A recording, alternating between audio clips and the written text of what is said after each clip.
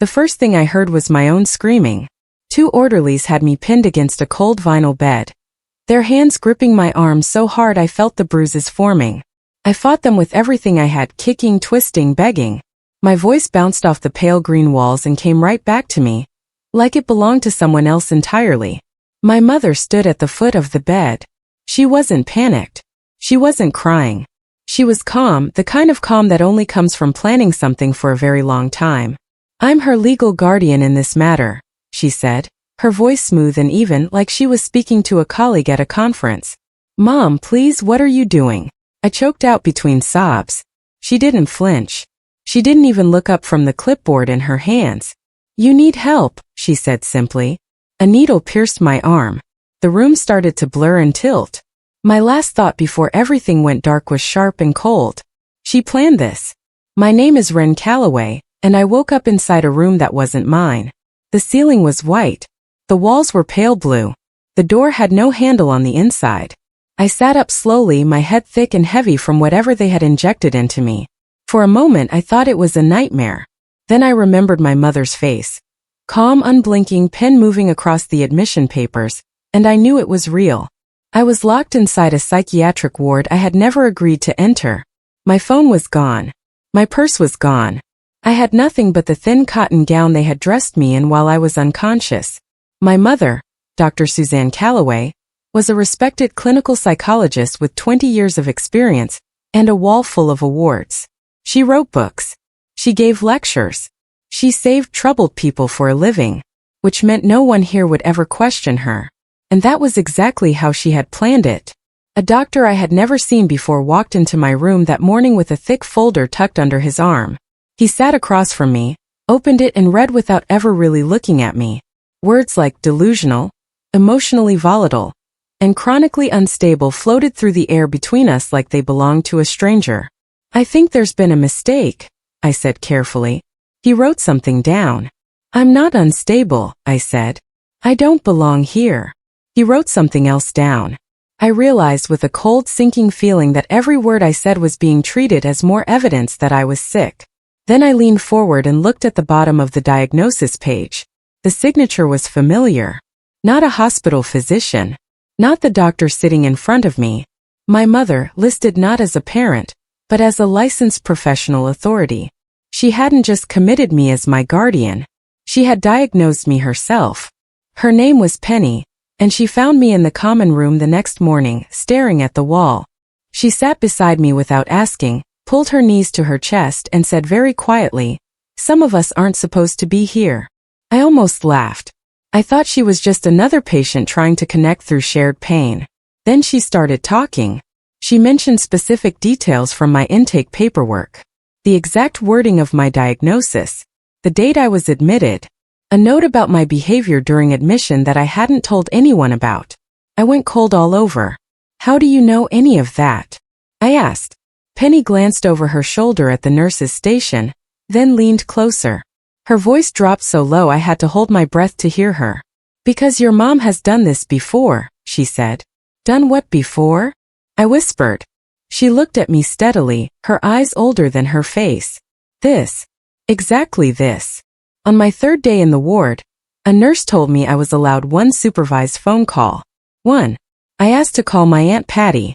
She was my mother's younger sister, and the only person in my family who had ever looked at Suzanne with a suspicious eye.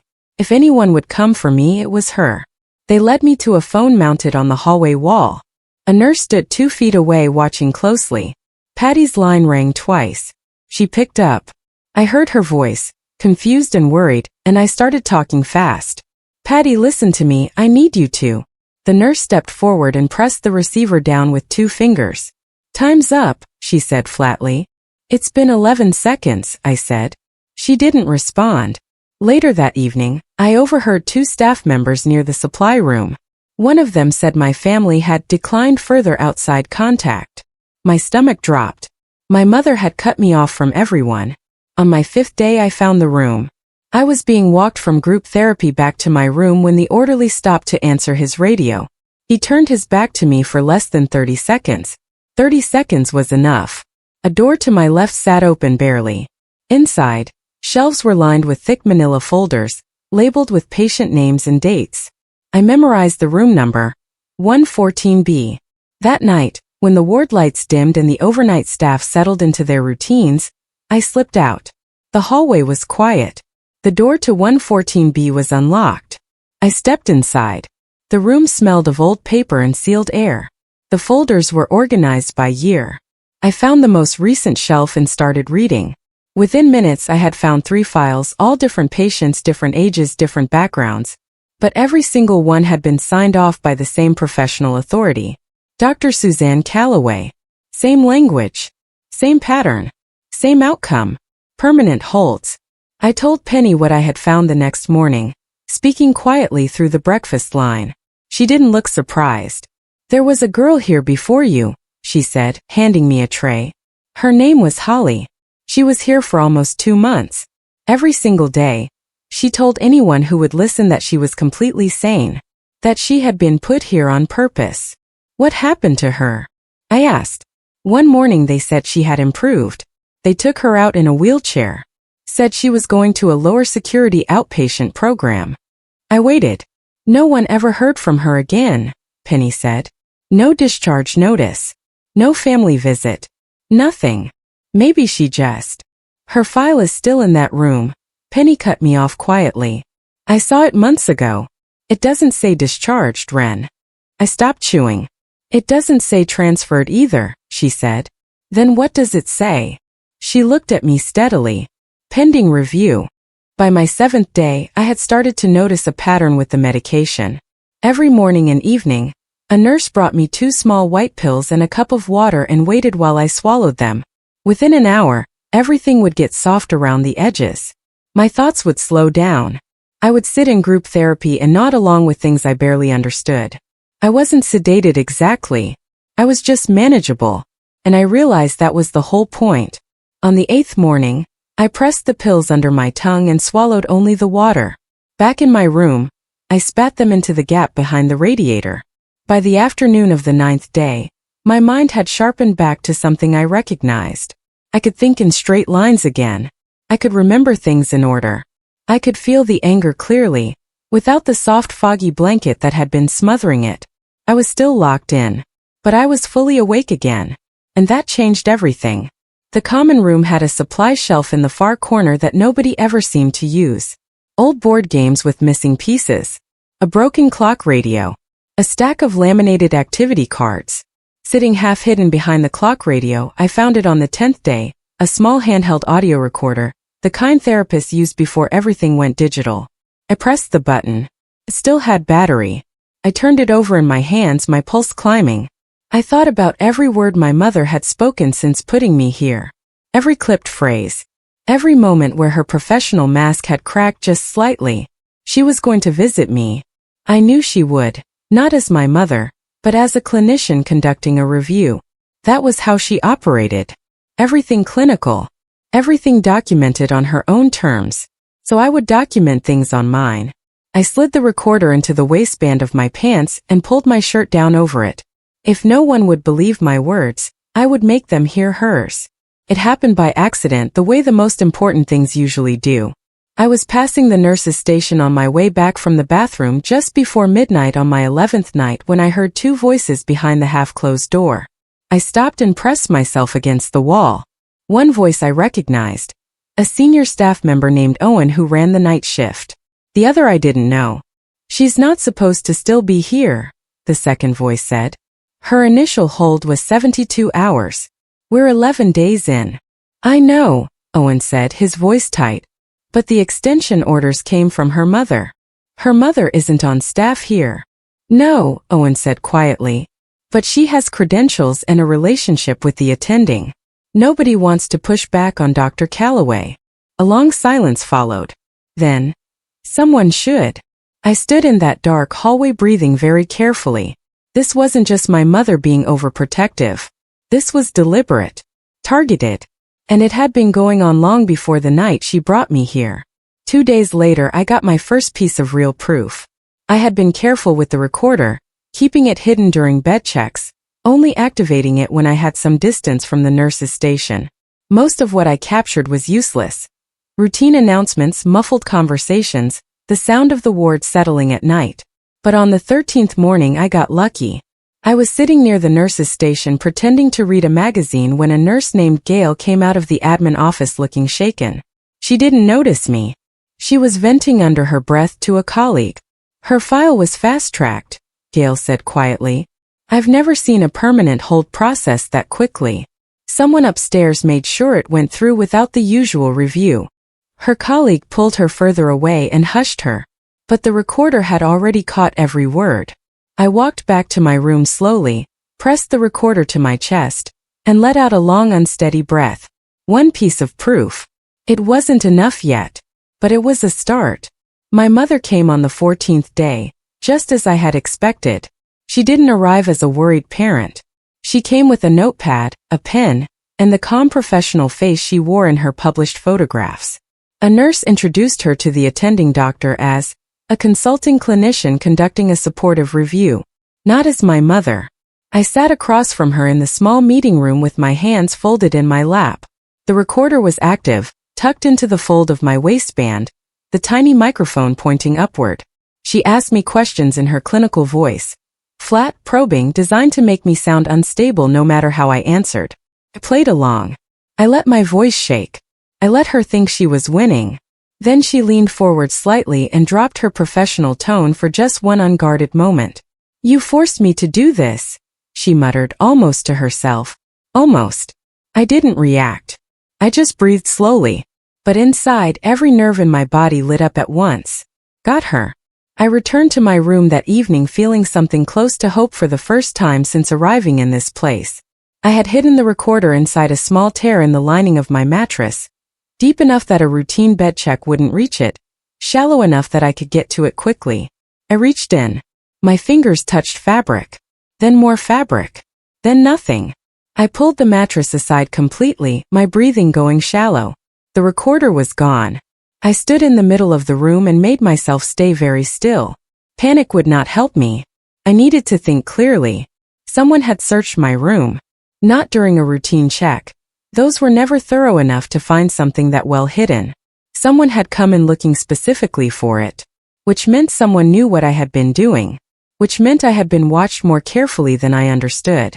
I sat down on the bare mattress and stared at the wall. The proof was gone. But I wasn't done. The next morning, 2 orderlies appeared at my door before breakfast and told me I was being moved to the observation wing. No explanation. Just instruction. The observation wing was different from the regular ward. The room was smaller. There was no common area access. Meals were delivered on a tray through a slot in the door. No other patients nearby. I was completely alone. The note on my chart, which I caught a nurse writing as they walked me down the hall, said I had experienced a behavioral relapse overnight. I had done nothing overnight except sleep. But I understood exactly what this was. I had gotten too close. The recorder had shown them I was gathering evidence, and now they were isolating me to stop me from gathering more. I lay on the narrow bed in that small room and stared at the ceiling for a long time. They thought putting me in a box would break me. They didn't know me well at all. I started building a new plan. 3 days passed in the observation wing. On the 3rd evening, a nurse I hadn't seen before came to deliver my dinner tray. She was young, early 20s, with careful eyes that moved quickly around the room before settling on me. She slid the tray through the slot, then paused. I believe you, she said, barely above a whisper. I stayed very still. She slipped a folded note through the slot before I could respond, then walked away at a completely normal pace like nothing had happened. I unfolded it on my lap. My name is Molly. 8 months on this ward. I've seen things that don't add up and I've been too scared to speak. You're not the first person Dr. Calloway has done this to. I want to help. Destroy this. I held that note for a long time. Then I tore it into the smallest pieces I could manage and flushed them down the sink. For the first time in days, I didn't feel completely alone. I had to wait 2 more days before I could speak to Molly alone again. She came to my room during the quiet window between 2 and 3 in the afternoon, when senior nurses took their break and a skeleton crew ran the ward. She stood just inside the doorway, her back to the hallway camera, and spoke carefully. The ward has an audio backup system, she said. Every therapy room, every consultation room, automatically recorded and stored on the admin server for 30 days before deletion. My heart rate jumped. The session with my mother, I said. Still there, Molly confirmed, along with everything else recorded in those rooms over the past 2 weeks. I thought about my mother's voice breaking through her professional tone. You forced me to do this. Those words were on a server somewhere untouched, waiting. Can you access it? I asked. Molly held my gaze steadily. I have an access card, she said. But we'd have to go in together. At night. I didn't hesitate. Tell me when. We went in on a Thursday night, 11 days after Molly first slipped me that note. She used her access card to open the admin office just after 1 in the morning. I followed her inside and she pulled the door shut behind us. The room was small, 2 desks, a filing cabinet, and a computer terminal in the corner. Molly sat down, logged in with credentials she had quietly obtained, and navigated through the server. The audio logs came up first. I found the session date and clicked it. My mother's voice came through at low volume, controlled and then cracked, clear as glass. You forced me to do this. But that wasn't all. On the same server I found dozens of patient files, altered admission notes, changed diagnoses, forged second opinions, every single one carrying my mother's credentials. This wasn't just about me. There were names I didn't recognize, dates going back years. I copied everything onto the small flash drive Molly had slipped into my hand. My fingers were shaking the entire time. We had been in the admin office for less than 12 minutes when the alarm went off. Not a fire alarm, something sharper and more targeted. A security alert. The kind that meant a restricted area had been accessed without proper clearance. Molly and I froze. Her eyes snapped to the screen. A small red notification blinked in the corner. Access anomaly detected, room 7A admin. Someone had flagged her credentials. They know, she said, barely audible. We moved fast. Molly logged out while I pocketed the flash drive. We slipped into the hallway and immediately separated. Me moving back toward the observation wing, Molly heading toward the nurse's station as if she were just doing her rounds. But before I had taken 10 steps, I heard heavy footsteps from the far end of the corridor. A security guard appeared at the hallway junction ahead of me. Behind me, another one rounded the far corner. I pressed myself into a doorway alcove and went completely still. We were trapped inside. The seconds stretched out like hours. I could hear the guards talking into their radios, moving in a slow sweep pattern down the hallway. The alcove I was pressed into wasn't deep. If either of them shone a flashlight directly at me, it was over. Then Molly's voice rang out from somewhere around the corner. Loud, confident, slightly breathless. Hey, I need someone in room 12 right now. Patient is having an episode. Both guards hesitated. One of them spoke quietly into his radio. Then I heard their footsteps change direction, moving away from me quickly. I let out a very slow breath. A moment later, Molly appeared briefly at the corner of the hallway, just long enough to make eye contact with me. She mouthed 2 words. Go. Now. I wanted to tell her to be careful. I wanted to promise her that when this was all over, I would make sure she was protected. But she had already turned away. I gripped the flash drive in my pocket and moved. I had memorized the ward layout during my first week, when the medication was heavy in my blood but my eyes were still working. I knew there was a service exit at the end of the east corridor, a door used for laundry deliveries and supply drop-offs that bypassed the main security desk entirely. Molly had confirmed it ran on a separate lock system. I moved through the hallways at a low, steady walk, not running, which would draw attention, just a person moving with purpose through a place where people moved with purpose all the time. The east corridor was empty. The service door had a simple push bar. No card reader. No keypad. I hit the bar with both hands and stepped through. Cold night air hit me so hard it nearly knocked me backward. I stood on the loading dock behind the building. Concrete under my feet. The sky above me wide and dark and open. For the first time in 22 days I was outside. I started walking and I didn't look back once. I walked for 40 minutes before I found a gas station with a payphone still mounted on the outside wall. I had the number memorized. Craig Bauer was an investigative journalist who had spent years exposing medical misconduct and healthcare fraud. I had read his work long before any of this happened. I had never imagined I would need him. I dialed with shaking hands. He picked up on the third ring.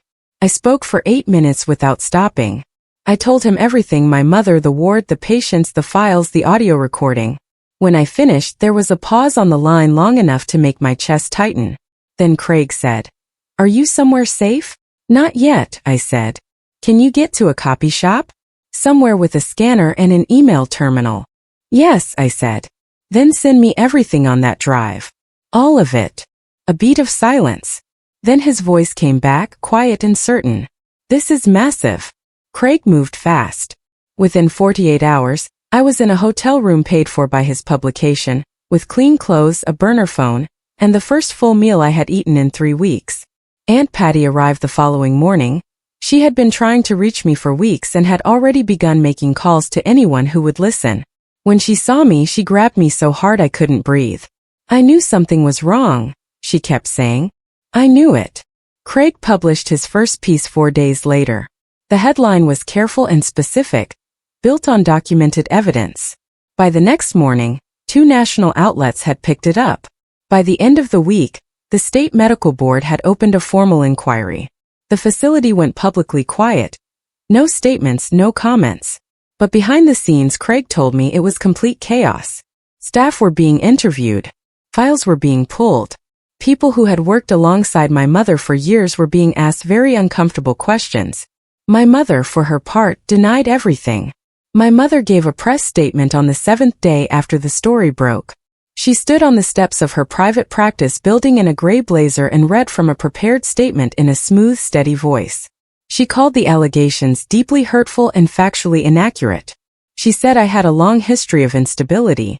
She said she had acted entirely out of love and professional concern. She was composed, believable, exactly who she had always been in public. So I sent Craig the audio. He embedded the full, unedited recording in an updated article that went live the following morning. No narration over it. No editing. Just my mother's voice inside a consultation room, with her daughter sitting across the table. "You forced me to do this." Clean. Clear. Unmistakable. By noon it had been shared hundreds of thousands of times. By evening, the state medical board had upgraded its inquiry to an emergency review. My mother didn't make another public statement after that. There was simply nothing left to say. The formal proceedings moved quickly after the audio was released. 3 patients came forward within the first week. Then 5 more. Then a steady stream of people who had spent years believing no one would ever listen. Each story was different but identical in shape. A vulnerable person, a trusted professional, and my mother's signature on a file that had no business existing. Her license was revoked within 30 days. Criminal charges, fraud, coercion, and abuse of professional authority followed 6 weeks later. The facility was placed under state supervision. Molly was interviewed, cleared of any wrongdoing, and kept her job. I was sitting in Patty's living room when I got the call. I didn't feel triumphant. I thought about Holly, whose file still read pending review. I thought about all the other names I had seen on that server. Then I thought about my mother. The last time I saw her, she had looked at me like a problem to be managed. Now I heard through Craig she wouldn't make eye contact with anyone at all. 6 months after I walked out through that service exit, I stood in front of a new apartment with the key in my hand. 1 bedroom, 3rd floor. A window overlooking a street full of ordinary people living ordinary lives. I found it myself, signed the lease, and paid the deposit with money I had earned since my escape. Patty had offered to help. I told her no. I needed to do this part alone. I turned the key and stepped inside. The rooms were empty and quiet and completely mine. I set my bag on the floor and stood still. I hadn't destroyed my mother. I had simply refused to disappear. I had stayed awake when they tried to dull me, and stayed patient when they tried to break me.